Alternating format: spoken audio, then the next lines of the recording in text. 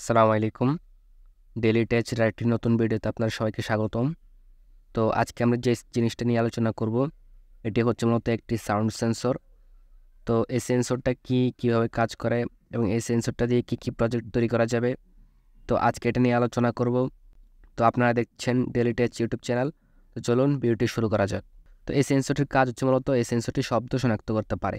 তো কীরকম শব্দ শনাক্ত করতে পারে? তো এর সামনে যে কোনো শব্দ হোক না কেন সেটাকে শনাক্ত করতে পারবে। সেটি একটি ছোট শব্দ থেকে হতে পারে, একটি বড় রকম শব্দ, যে কোনো রকম শব্দ হতে পারে, সেটাকে শনাক্ত করতে পারবে।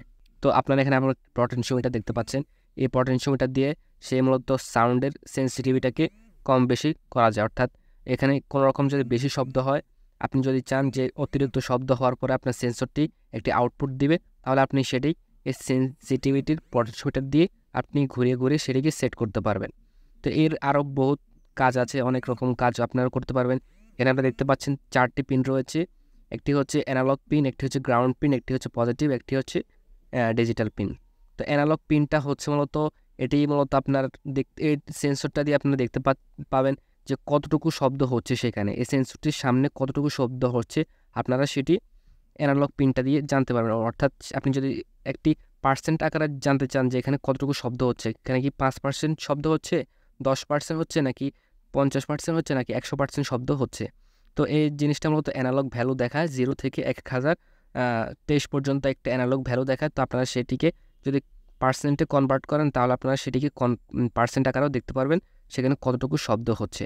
আর এখানে ডিজিটাল পিনটা দিয়ে মূলত আপনারা জানতে পারবেন যে সেখানে কোনো রকম শব্দ হচ্ছে নাকি হচ্ছে না। অর্থাৎ একটি হাই এবং একটি লো সিগন্যাল দিবে এই সেন্সরটি ডিজিটাল পিন দিয়ে।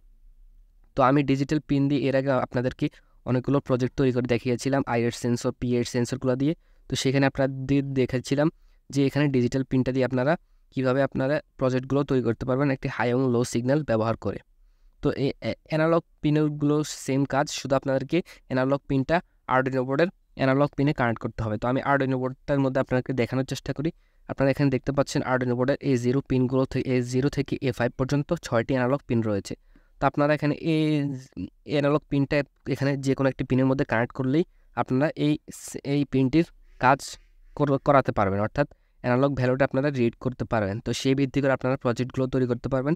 সে কীরকম শব্দ হলে আপনাদের আউটপুটটা কীরকম চান। অর্থাৎ আপনি যদি এরকম প্রজেক্ট তৈরি করেন যে অ্যানালগ পিনটা দিয়ে এরকম শব্দ হবে যে যখন অল্প একটু শব্দ হবে তাহলে এলইডিটা অল্প একটু জ্বলবে, যদি অতিরিক্ত শব্দ হয় তাহলে এলইডিটা আরও বেশি জ্বলবে।